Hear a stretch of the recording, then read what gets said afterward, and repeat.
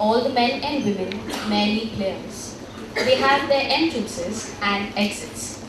Thus spoke Shakespeare, and indeed he couldn't have put it better. Good evening, ladies and gentlemen. We welcome you to our humble event. Theatre is one of the oldest forms of entertainment. It is a mirror that reflects the times.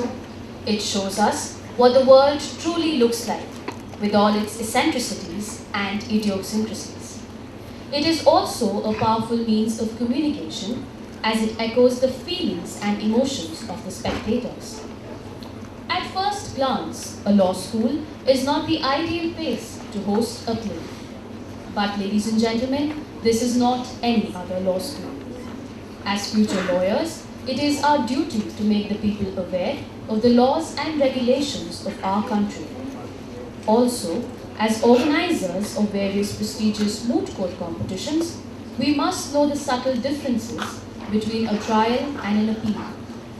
This play is a humble effort on our part to bring forth the quest for justice, a phenomena which is dear to the hearts of all those who respect liberty. Today we are here to honor the memory of one of the most revered figures in the history of Indian independence, Bal Gangadhar Tilak. Born in 1864, Lokmanya Tilak, as he was fondly called, was a thinker, a publisher, a reformist, as well as an Indian nationalist.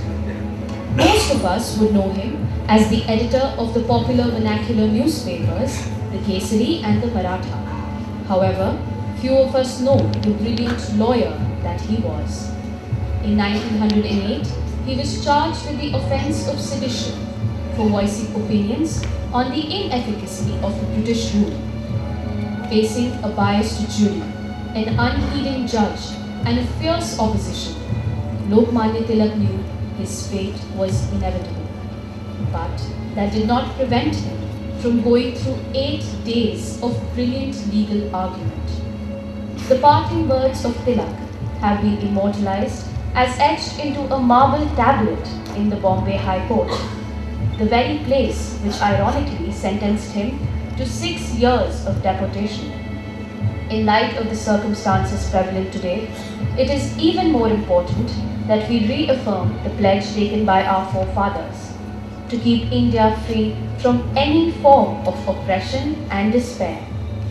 Let the light of Swaraj burn away the enemies of this great nation. Ladies and gentlemen, we bring you the Tilak trial.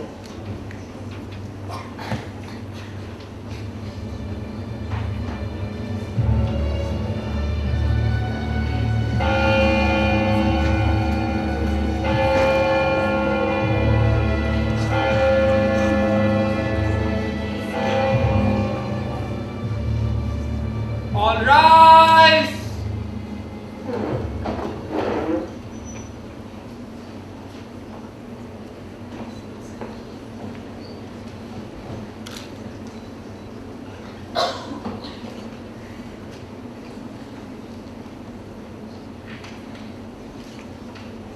This court shall come to order.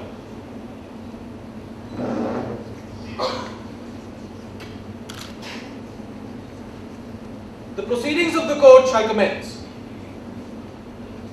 You, Bal Gangadhar Tilak, are charged by the clerk of the crown as follows.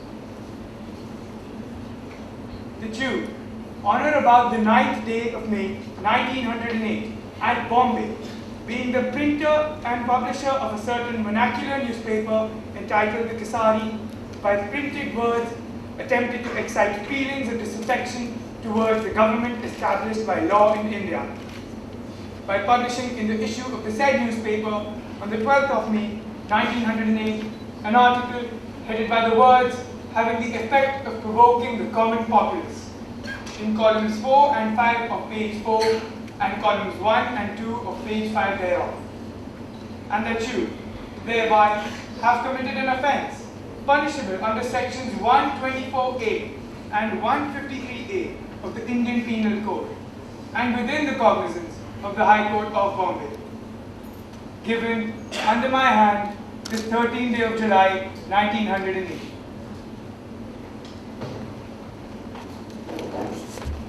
My lord, before deciding this charge, the Honourable Court has two additional issues to decide upon. Firstly, whether an appeal to the Privy Council should be allowed. And secondly, whether a special jury should be constituted for it.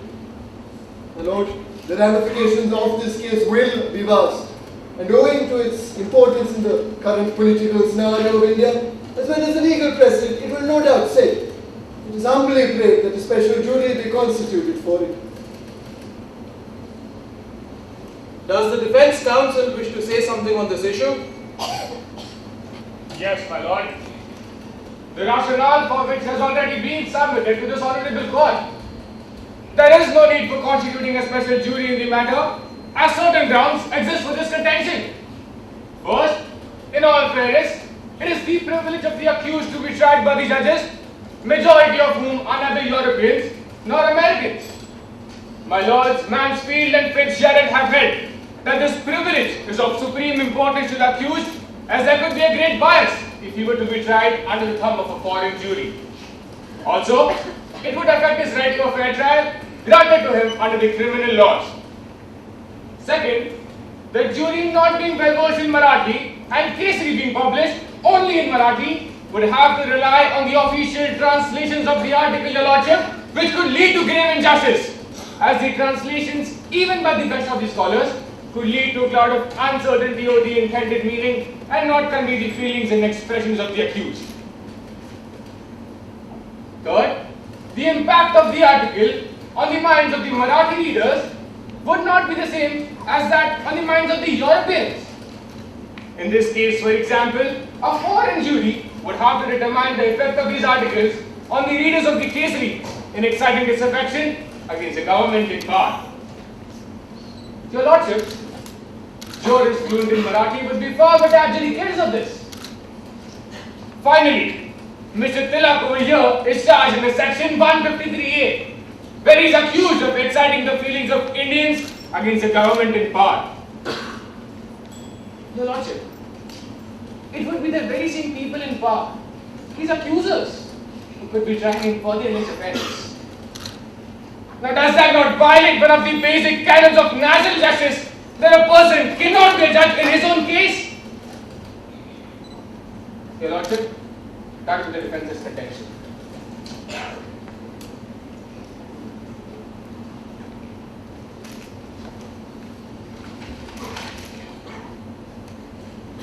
After listening to the contentions of both the parties, I have come to the conclusion that the prayer of prosecution is granted and Defence Counsel's contention is rejected on the following grounds.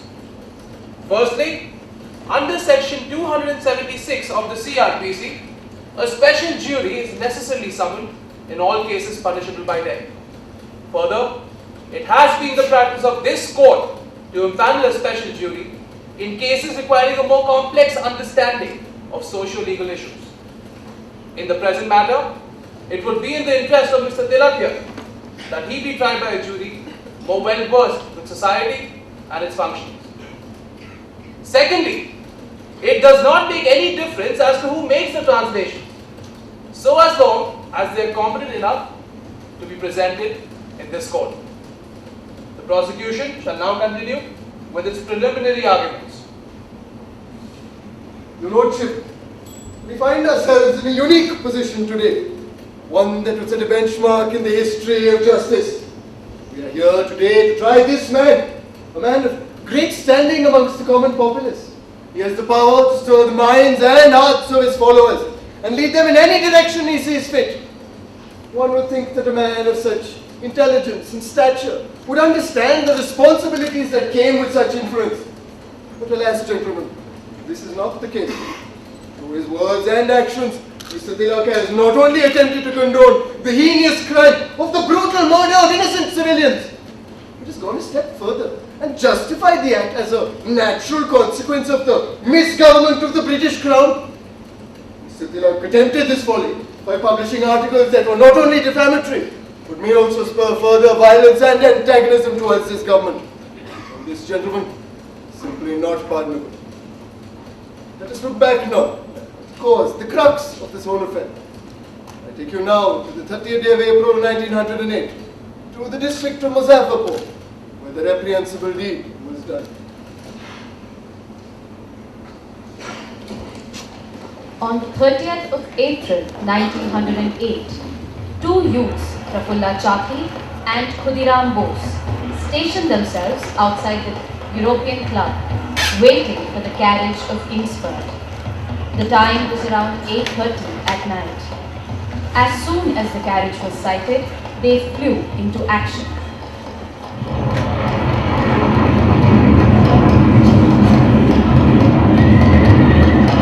Their aim was sure, and they left just as quickly. However, their departure did not allow them to hear the cries of the women inside the carriage, the wife and daughter of Mr. Pringle. It was this very incident that Tilak reported in subsequent articles, that although never supported the heinous crime, yet were critical of the government to have let things reach such a level.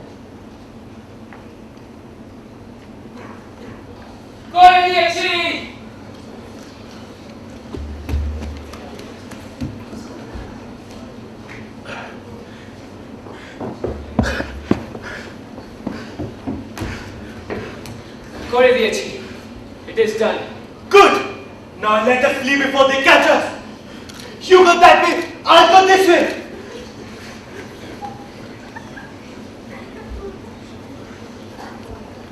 Find them! Find the man who did this. Hey, you! There's the man! There's the man who threw the ball! Surround him! We have you now. It will do you no good. I am but an insignificant man. But your Mr. Douglas Kingsford was not. Your chief presidency magistrate is no more. You fool! Mr. Kingsford wasn't in that carriage. The wife and the daughter of the barrister Pringle were. What? You killed women. Innocent women! Women! You can't get away now, you dog. Give up that weapon. We have you surrounded. You're right.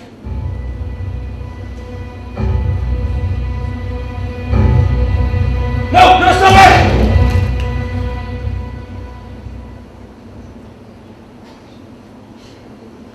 A pity. I'd rather done that myself. Sir! We have another one! You. How many of you were there? You might have got me, but you'll never catch my partner.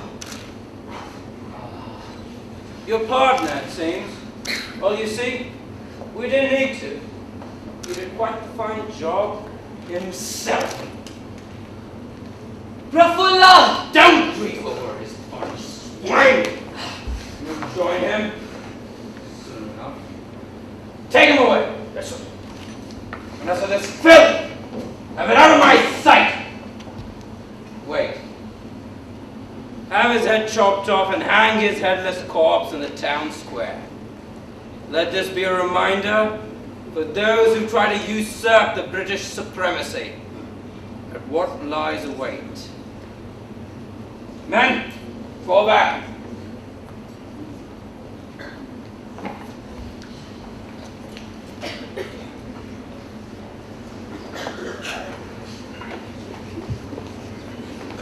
Amidst the growing popularity that the trial garnered, one man